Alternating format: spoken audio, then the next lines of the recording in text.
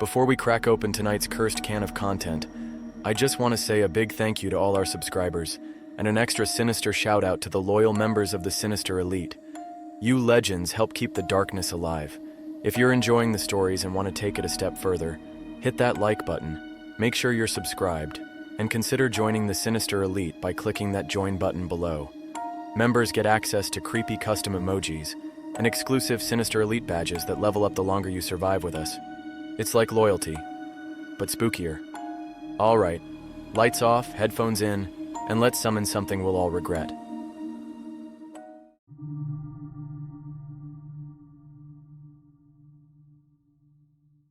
They call it a pod, but it looks like a $30,000 white egg someone stole from a spaceship and set on a rolling gurney. The thing hisses when it opens, like it resents being awake more than I do. There's a vinyl pillow inside, 2 adhesive EEG halos, and a single button labeled pause/recall, which is comforting in the same way a break glass hammer is comforting inside a plane. Again, says Dr. Imani, tapping the clipboard. Recite them. I give her my best straight-A student voice.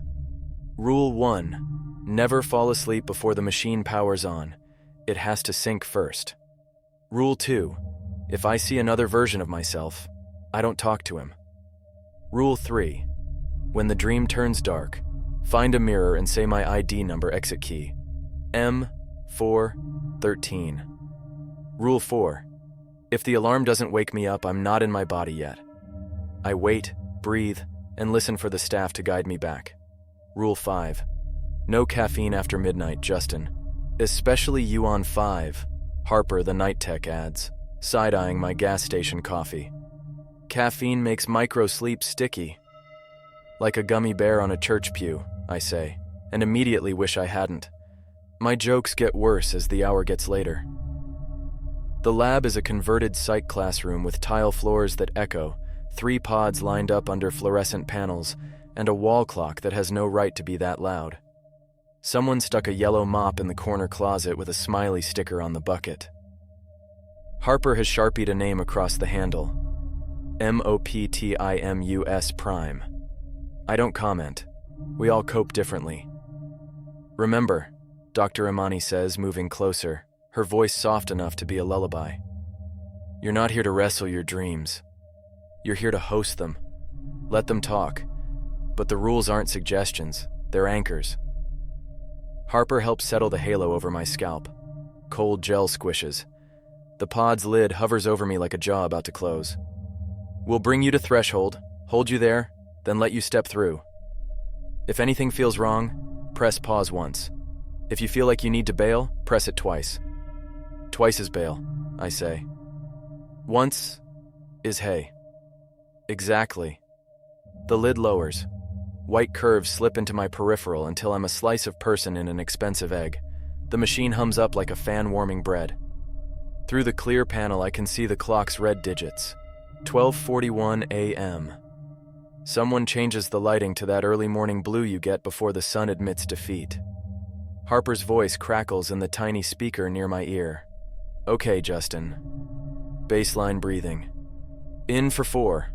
Hold for 4. Out for 6. I breathe. My chest floats. The hum thickens into a distant coastline of sound. Powering in 3, 2, 1. A deeper tone thrums. I feel it in my molars. I am awake. I remind myself of the words like I was given them to carry across a river. I am awake. I am. Don't you dare, Harper says through the speaker, playful and serious at the same time. Stay with me. Count backward from 50-50. 49, 48, 40. There's a place between numbers where the body puts a hand on your shoulder and says, I'm going on ahead. Microsleep, like stepping in ankle-deep water and deciding it's the ocean. I feel it take me, the soft slipping, and I yank back to the count with a sharp inhale. Harper's voice is closer. You good? Good, I lie. Threshold in 5. You'll know it. It's the hallway. The hallway is the lab's neutral zone, the shared dream lobby. Posters of fake health campaigns, flicker of a vending machine, carpet that never stains. Every tester sees some version of it, Imani says, because the machine needs a stage for the curtain to rise. You step into the hallway and pick a door. Your mind supplies the rest. The tone shifts again. The gel on my scalp cools like wind over a lake. There's a gentle pressure in my ears, and then carpet, exactly as promised. Hospital waiting room brown. Lights that confess they're fluorescent even while pretending otherwise. Every air vent in existence sighs from somewhere just out of sight. I pat myself down out of habit and find I'm still wearing the scrubs the lab issued me, soft and anonymous. The pod is gone. The egg never existed. Justin? Harper in my ear, only now it sounds like the building itself is talking. Confirm threshold. Confirm, I say. My voice comes back to me and takes its time. Down the hall, a mirror hangs over a little table loaded with magazines no one reads, and a potted plant trying its best. I catch my reflection because that's how mirrors work. Fine stubble, sleep lab buzz cut, the faint crescent of EEG gel, like I've headbutted a jellyfish. This is where I rehearse Rule 3. Exit key M413, I say to the glass, just to feel the door between worlds creak. The mirror dulls for a second, like it understood me. It's a weird relief. I'm not actually brave enough to test a parachute mid-skydive, but I will absolutely tug the strap. The nearest door reads break room in that printed on label tape font every institution thinks is friendly. I push it open. A fridge hums. A microwave displays the wrong time and will until the end of days. On the table, a pyramid of granola bars with the moral character of packing peanuts. I unwrap one. It tastes like someone whispered oats over a sugar cube. I'm chewing when he walks in. It's me, except he's a half second out of sync, like we're a video call with lousy Wi-Fi. He's got the same scrubs, the same tired face, the same tiny scar under the jaw from when I thought I could skateboard at 30. He doesn't look surprised to see me. He looks like we agreed to meet. Hey, he says. I swallow the wrong way. Rule 2 bangs pots in my skull. If you see another version of yourself, don't speak to them. I raise a hand, not a wave, more like warding off a bee. He raises his, same angle, same hangnail on the thumb. His mouth twitches. Mine twitches. The room decides to hum louder.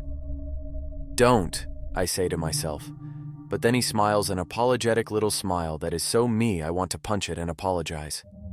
It's the face I wear when someone in a grocery store recognizes me and I don't recognize them. I'm not supposed to, I start. Talk to me, he finishes, and the echo is exact. I know.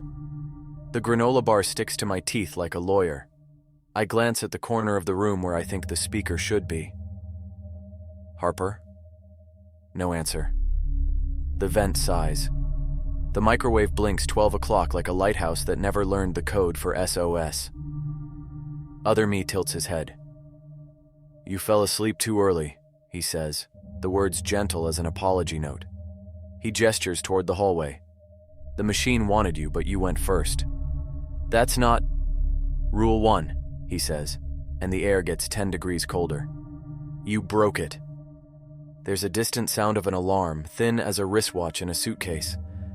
I can't tell which direction it's coming from. It could be in my chest.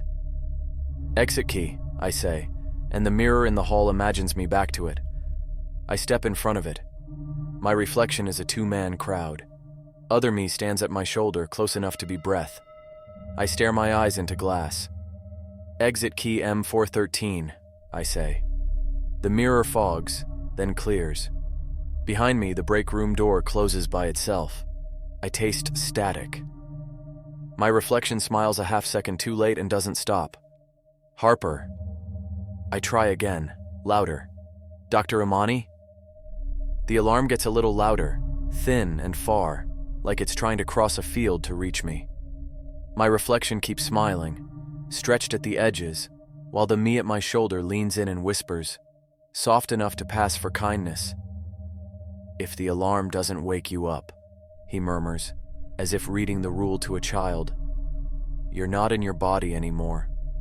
Something moves in the glass, behind my eyes, inside them. My finger finds the pause/recall button that isn't on my chest because the pod isn't here because I am not there. Hey, the other me says, coaxing. Talk to me. And out of sheer human reflex, out of lonely and terrified and the need to hear my own voice in somebody else's mouth, I do. Okay, I say. Let's talk. There's a click in my ear like a phone call reconnecting. Then Harper's voice floods back, too calm to be normal. Justin, you're fine. Just a hiccup. Your vitals dipped for a second. What happened? I'm still staring at the mirror. My reflection blinks half a beat behind. There's another me in here? A pause. The kind where you can hear someone cover their mic and whisper to a doctor. Then, Imani's voice. Sharp, steady. Confirm environment. Break room. Mirror. I already saw him. I hesitate. He talked first. Silence. Then Harper again, tone thin. You broke rule 2. Technically, he broke it first. That's not how that works, she says. The reflection tilts its head and grins like it can hear us. I step back, but the glass doesn't match me this time. It stays still. Imani's voice comes back through, quick now, professional panic hidden behind syllables. Justin, listen carefully. The echo protocol might trigger if the system misaligns identity mapping. You're still in REM phase, but the dream construct is pulling residuals, copies of you. Copies? I repeat, heartbeat doing a drum solo in my ribs. Think playback lag. The system records your neural impulses to stabilize dream structure. When you talk to it, it stopped copying and started responding. Yeah, no thanks, I mutter. Can I just hit pause? You can, Harper says, but if the echo is active, pause might recall him, not you. I look at the button on my scrubs that isn't there and realize how bad that sentence sounds. You mean if I press it, I wake up as him? That's a possibility. The reflection smirks wider and the room flickers. The microwave turns into an old tube TV with static crawling across its face. The granola bars vanish, replaced by unmarked vials labeled Batch 7B. The air smells like rain and ozone. Okay, I say. So this is bad. Stay calm, Imani orders. You're in cognitive feedback. Find an anchor. Something constant. I look around. The mop bucket from the lab corner is here now, right beside the vending machine. Moptimus Prime. Heroic as ever, handle resting upright like a sword in a stone. Of course you'd show up, I whisper. All right, buddy. You're my anchor. The mop's shadow moves slightly when I blink. Maybe that's good. Maybe that's the point. The other me takes a step closer. His eyes look hollow but reflective, like mirrors filled with static.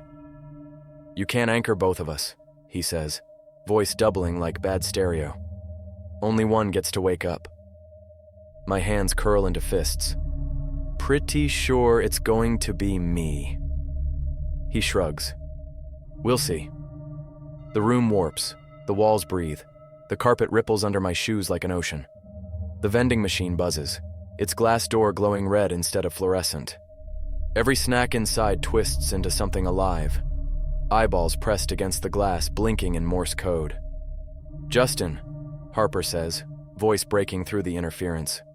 We're losing signal. Can you locate a mirror? That's your only way out. I'm staring at one, I answer, and it's staring back. The reflection taps the other side of the glass with one finger. The sound echoes from behind me instead. I spin, and there's another mirror on the opposite wall now. Both show me, both moving differently. What the hell? I mutter. Imani's voice cuts in, strained. You're in a recursive feedback loop. The system's duplicating exit points. You have to choose the real one. How? Look for your pulse, Harper says. The fake you won't have one. I reach up to my throat. Thump, thump, thump. Fast, but real. My reflection mirrors me perfectly. The second mirror, though, the reflection there smiles when I don't. Gotcha. I take a deep breath, square up to the smiling one, and speak the exit command. M-4-13. The mirror flickers, trying to swallow light instead of reflect it. Static claws down the glass, spreading like frost. Come on. Come on, I whisper. Then the wrong reflection lunges out. I fall backward. Cold hands grab my wrist, my own hands, but stronger, heavier. He's trying to pull me in. The glass ripples like water. For a second I see flashes, hospital lights, the real lab, Harper screaming. But then another voice joins the fray. It's me, the first reflection, shouting from the original mirror. Press the button. I don't have it. You do now. I look down. Pause/recall is glowing faintly under my shirt, pulsing against my chest like a heartbeat. I slam it twice. White light detonates. For a second, I'm nowhere, weightless. Then, beep, beep, beep. I'm back in the pod. The lid opens, flooding me with too much light. Harper's there, pale and wide-eyed. Imani's scribbling notes like her life depends on it. You're okay, Harper says, breath shaky. You made it back.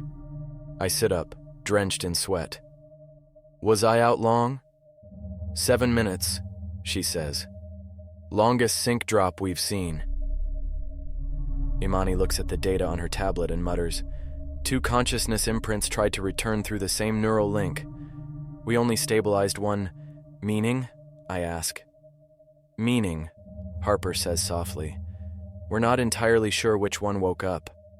I laugh because the alternative is screaming. You're kidding. They don't laugh back. In the corner of the lab, the mop bucket rocks slightly on its own. Moptimus Prime turns just enough that the handle points toward me, like it's ready, just in case. I glance at the pod beside mine. Its clear lid fogs faintly from the inside. Someone's breathing in there. My chest tightens. How many testers are here tonight? Harper frowns. Just you. Then the pod lid creaks open, slow, deliberate. And inside, I see me, still sleeping. For a second, nobody moves. The second pod's lid keeps rising. Smooth, hydraulic, soundless except for the hiss of air escaping. The room fills with that awful sterile smell, the kind that lives in hospitals and broken dreams. Harper's clipboard clatters to the floor. That's impossible, she whispers. Imani's pen stops mid-note. He's still synced? Still synced. Still me. Inside the pod, the version of me that's supposed to be gone is breathing slow and deep, lips twitching like he's muttering to someone in his sleep. My heart thunders. Every muscle in my body screams to leave the room, but curiosity, that stupid, dream-thirsty part of me that got me this job in the first place, roots me to the tile. Maybe it's a projection, Imani says. Residual consciousness echoing from the dream feed. Don't touch it. Yeah, no worries there, Harper says, inching backward toward the door. Then the sleeper's eyes open. Not gradually. Not dreamlike. Pop. Just open. Black pupils wide. Scanning. Every monitor in the room flickers. Heart rate graphs spike. The air conditioner dies with a moan. The other me blinks once and my entire body feels it, like static crawling up my spine. He sits up, calm, unbothered, as if waking from a nap. Good morning, he says. Same voice, same tone, but something's off. Too smooth, too rehearsed, like an actor wearing my skin. Harper grabs my arm. That's not you. Yeah, I mutter, I figured that out. Dr. Imani circles the pod, holding her tablet like a shield. You're supposed to be terminated, she says to him. The neural map collapsed after recall. You shouldn't exist. He smiles. My smile. Only sharper. Funny thing about dreams, Doctor. They don't like to end just because you wake up. The lights flicker again, dimming to a red emergency glow. In that crimson pulse, everything feels wrong. Like gravity's working a different job tonight. I take a cautious step closer, and he mirrors me, climbing gracefully out of the pod. His feet touch the floor with no sound. Imani lifts her badge toward him like it's a crucifix. Stay where you are. You're not authorized. He tilts his head. You think I need authorization to be me? That's when I see it, the faint shimmer outlining his body, like heat on asphalt. The same distortion I saw in the dream right before the other me lunged from the mirror. Oh no. Dr. Amani, I say carefully. He's not physical. He's still part of the simulation Harper backs up. Meaning what? Meaning we never left. The words barely hit the air when the emergency light freezes mid-flicker, trapping us in a single red frame. The hum of the machine stretches into a long digital groan. Then everything unpauses, except for me. Harper and Amani keep moving, panicking, shouting. But I can't. My body's lagging, like someone pressed pause on my side only. My reflection in the pod glass moves instead, mouth curling into that awful, knowing grin. The fake me steps forward until his face nearly touches mine. His breath fogs the glass, but from inside. You pressed recall, he whispers. That was my button. I try to speak, but my jaw won't unlock. He leans closer, finger tracing the glass. Now I'm awake and you're buffering. There's a loud snap, like power lines blowing out, and suddenly I can move again. But the lab's gone. The floor's gone. Everything's gone. I'm back in the hallway. Same flickering lights. Same hum. But this time the mirrors line both walls. A dozen. Maybe more.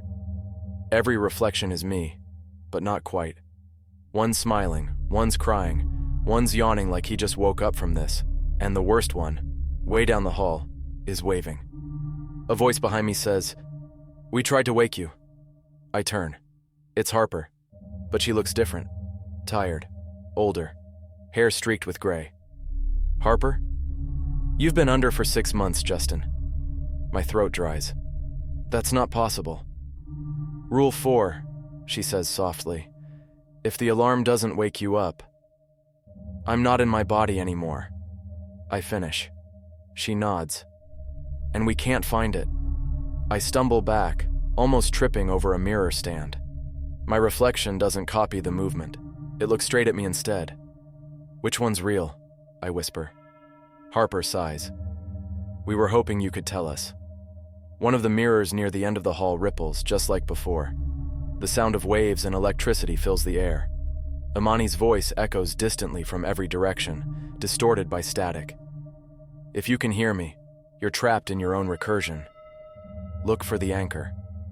The mirrors begin to darken one by one, each reflection snuffing out like a candle in wind.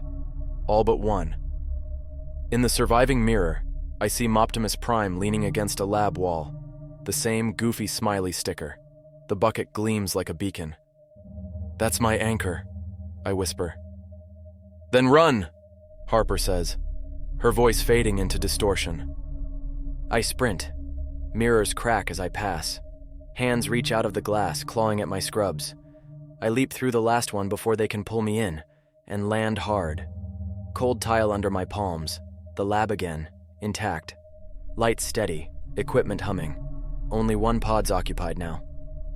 My pod. Through the glass, I see me, asleep, peacefully smiling. On the monitor above it, my brainwaves are still active, and just before I can call for help, the sleeper's mouth moves. He whispers, "Your turn." Then the pod's heartbeat monitor syncs with mine. Beep, beep, beep. And I realize only one of us can keep that rhythm. Beep, beep, beep. That sound is supposed to mean safety. It means heartbeats, life, the physical world. But in that moment, all I can think is which one of us is it tracking. The pod's glass fogs again. My reflection on it isn't quite synced. Its blink lands a second late. Harper? I call. No answer. Dr. Amani? Nothing. The lab's too still, too sterile. The hum of machines is steady, but under it there's this soft whispering, like electricity gossiping. Then I notice the timestamp on the monitor.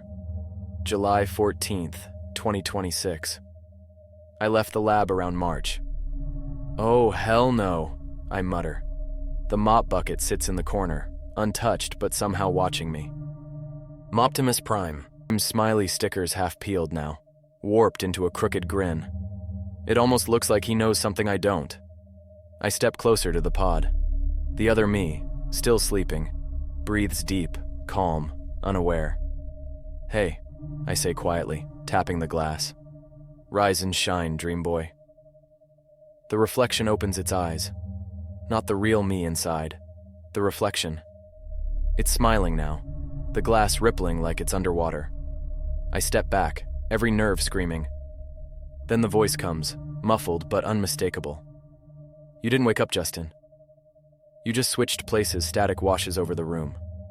The monitors crackle, screens bleeding white noise. My vision glitches, stuttering for a second like reality's buffering. "I pressed recall," I say, gripping the nearest counter. "I made it back." "You pressed my recall," the voice says, and the reflection inside the glass moves forward, pressing its palm flat against the barrier. The glass flexes. "You're still in the loop. I'm the one who woke up." I look down at my own hands. The skin flickers between solid and translucent, like I'm turning into a bad hologram. Oh God. I back away, nearly tripping over Moptimus Prime. The mop's handle clatters, but the moment it hits the floor, the whispering stops. Everything freezes. The red lights above the pods dim to a pulsing amber glow. A new voice crackles over the intercom, a voice I haven't heard before. Calm, robotic, almost friendly. "Experiment 413 synchronization unstable. Manual override required. Apply rule reinforcement protocol rule reinforcement." The phrase drills into my head. That's what Imani mentioned once, half asleep during a night shift. Something about resetting cognitive boundaries. The mop glints under the light. I grab it, desperate for something real. The texture of the handle grounds me instantly. Cold, solid, not a dream. The whispering resumes, but softer this time, like approval. The intercom continues. "Identify yourself to restore reality." I glance at the sleeping version of me. What if I'm not sure who that is anymore? The voice doesn't hesitate. "Failure to comply will result in permanent dream containment." So I do the only thing I can think of. I face the pod's glass and repeat the rule, the one that was supposed to save me. "Exit key M413. Nothing. I try louder. "Exit key M413. The pod responds, but not how I want. The lid creaks open again, steam rolling out like breath from something alive. The sleeper sits up slowly, face hidden in shadow. Then I realize it's not me. It's what's left of me. His eyes glow faintly with static. Every movement is sharp, mechanical. He tilts his head, then reaches toward the mop. "I told you," he says, voice layered and warped. "You can't anchor both of us." He steps out, barefoot, leaving wet footprints that hiss like smoke. I swing the mop at him on instinct. It hits, solid. But instead of pain, there's a ripple, like hitting water. The whole room bends, the floor folding like paper. He grins. "That's not a weapon anymore. That's your line back to reality." And before I can react, he grabs the mop's handle. Light explodes from both ends. The room tears open like film melting in a projector. Through the hole I can see glimpses of both worlds. The dream hallway on one side, the real lab on the other. The air between them hums with static and memory. "Choose," he says, voice echoing in stereo. "One of us wakes up. One of us stays behind my heart hammers. And if I don't?" He smiles, flickering like a dying signal. "Then we both disappear." The mop trembles, glowing brighter. My hands tighten on it as reality starts to peel apart. Monitors, walls, even my own reflection breaking into pixels. I take a deep breath, stare him down and say, "Then I guess we see who's real." And I dive through the tear. The world folds in, the light swallowing everything. I land hard on metal flooring. The air hits my lungs like winter. For a moment I'm weightless between breaths, and then the pain catches up. I'm alive. or close enough. Alarms are blaring somewhere distant. Red lights pulse like a heartbeat trying to sync. I push myself upright and blink against the haze. The room around me isn't the lab. It's an echo of it, stretched wrong, melted like a reflection on boiling water. The pods here are taller, older, built from iron and glass instead of plastic. Everything hums in two pitches at once, one real, one dream. Half of the machines flicker in and out, phasing between is and was. "Harper?"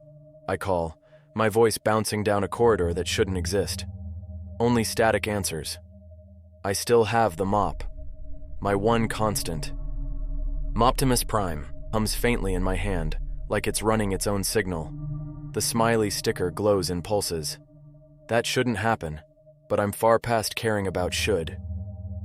"Anchor me, buddy," I whisper. "Let's find the exit before the mirror crowd shows up." Then a voice answers, too close. "You think you're still the original?" I freeze. My reflection, the one I fought, steps from the haze. He's holding his own mop, but it's clean, untouched. No sticker, no scuffs. "You crossed over." "That wasn't the exit, Justin. That was recall." "I pressed recall twice," I say. "That's bail." He smirks. "No, twice is duplication." The floor beneath us quakes like an earthquake trapped in a box. Monitors flash strings of text in perfect sync. "Recursion limit exceeded, merge protocol initiated." He looks at the screens, then at me. Only one of us gets to be real. The machine doesn't care which the air tightens. I can feel the dreams pull again, dragging at my thoughts, little memories flickering out like dying lights. My mom's laugh, my old Ford smell after rain. Harper's bad jokes about caffeine withdrawals, every detail thinning. I grip Moptimus Prime. Then I guess I better convince it. He lunges first. His mop slams against mine with a burst of white static that lights up the room. Sparks scatter like fireflies in slow motion. Every hit echoes twice, one in sound, one in memory. When he swings, flashes hit me. The dream hallway, the mirror room, the vending machine with the blinking eyes. Every nightmare moment he took from me. I shove back, yelling over the static. "You're not me. You're what happens when I stop following the rules." He snarls, voice glitching. "And you're what happens when I do." Our mops cross one last time, locking together. The light between them grows until it blinds everything. The world peels apart. Two versions of the lab flickering on top of each other like overlapping film reels. In one, I see Harper and Imani standing over a single pod. In the other, the dream hallway stretches into forever. "Anchor!" I shout, pressing Optimus Prime's handle into the ground. The sticker glows white hot. The mop's reflection on the tile doesn't match mine. That's when I realize what it's showing. Not me, but him, the duplicate, flickering behind me, trapped halfway between real and unreal. His form is unraveling, lines of static where skin should be. He reaches toward the mop, eyes wide. "Wait! Don't!" But I slam it down. The sound is like thunder and glass breaking in every direction. The world tears clean down the middle. And suddenly, silence. When the light clears, I'm lying on the cold tile floor of the real lab. Everything's dark except for the green glow of one monitor. It reads, Subject 413, Reintegration. Successful. Harper's voice cuts through the intercom, trembling. "Justin, can you hear me?" I let out a weak laugh. "Yeah. You owe me a raise." Footsteps rush closer. Imani appears, her hair disheveled, eyes wide. "You did it. We thought. You both." She stops, noticing the mop. Its handle is cracked, faint smoke curling off the end. The sticker's completely burned away. "What happened?" she asks softly. I glance at the second pod. It's empty. Just frost on the glass and the faint outline of a handprint pressed from the inside. "Let's just say I stuck to the rules," I whisper. Harper half laughs, half sobs. "You have no idea how close you were." The system started writing both versions into reality. If you'd hesitated another second, I'd still be dreaming, I finish. The monitors around us begin to reboot. The lab hums back to life. Everything seems normal again, except for one detail. On the screen next to my pod, a new message flashes briefly before disappearing. Secondary consciousness archived, retained for future study. And just as the lights steady, I swear I hear faint laughter echoing from the speakers. My own voice. They move me to observation room B. No mirrors, no pods, no humming machines. Just a desk, a clock, and a security camera in the corner blinking like a metronome. Harper sits outside the glass running diagnostics on her tablet. She keeps looking up like she's afraid I'll flicker out again. I don't blame her. Sometimes when I blink too slow, I feel the other me blink a half-second later. Dr. Imani enters, lab coat wrinkled, dark circles carved under her eyes. You should be resting. I shrug. I tried. The dreams aren't mine anymore. She freezes, pen hovering over clipboard. You're dreaming again? Not me. Him, I gesture at the blank monitor on the wall. He dreams through me. The doctor exhales like she's been waiting to hear it. We thought this might happen. The merge wasn't clean. The machine archived fragments of the echo. It's still active somewhere inside your REM loop. I laugh, but it comes out hollow. You mean there's still a copy running around up here? I tap my temple. Not running, she says. Waiting. Before I can ask what that means, every monitor in the building flickers. The overhead lights dim. A familiar hum rises through the floor, the dream machine's tone. Imani? I whisper. She checks her tablet. That's impossible. The pods are offline. Then the speaker above us crackles to life. Experiment 413. Phase 2. Initiated. Harper's voice cuts in from the hall. Doc! Someone reconnected power to Pod 2. Imani's eyes widen. But Pod 2 is empty. The camera in the corner pans on its own. Its lens focuses on me. I don't see a reflection in the glass. I see the pod room. And inside Pod 2, something's moving. Stay here, Imani orders, already sprinting for the door. Harper follows, leaving me alone with the camera's unblinking eye. The hum grows louder. My head feels full of static. I look down. My fingers blur at the edges, like fog trying to remember how to be solid. No, not again, I mutter, gripping the desk. A faint voice trickles through the intercom. My voice, but older, smoother, confident. You didn't finish it, Justin. You just woke up first. I stand. You're gone. I erased you. The voice chuckles. You erased one of me. The lights flash white, then black. When they come back, the glass wall is gone. I'm standing in the dream hallway again. Only this time it stretches forever, lined with pods instead of mirrors. Each pod has a label. 413A, 413B, 413C, all the way down the corridor. Every one of them is occupied. Everyone holds me. Hundreds of versions. Some asleep, some awake, some watching. Rule 1, says the voice behind me. I turn. It's him, the echo. No longer glitching, no longer half there. Whole. Smiling. Never fall asleep before the machine powers on.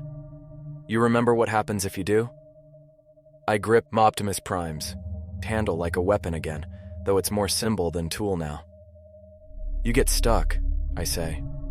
He nods. And you did. You've been stuck here for years.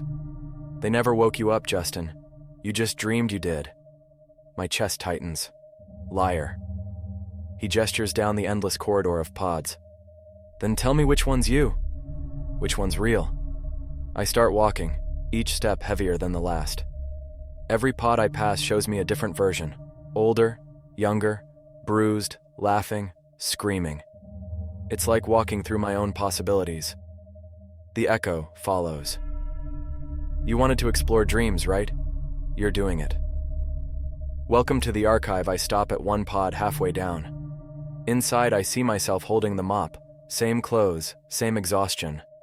He looks up and mouths something. We wake up. The moment he does, the pod's glass cracks. Every other pod starts to rattle. The hum becomes a roar. The echo grabs my shoulder. Don't you dare! I slam the mop's broken handle into the cracked pod. The glass shatters. Light floods out, swallowing everything. I feel every version of me, every echo, collapse into one blinding point of awareness. My ears ring. My body feels like smoke.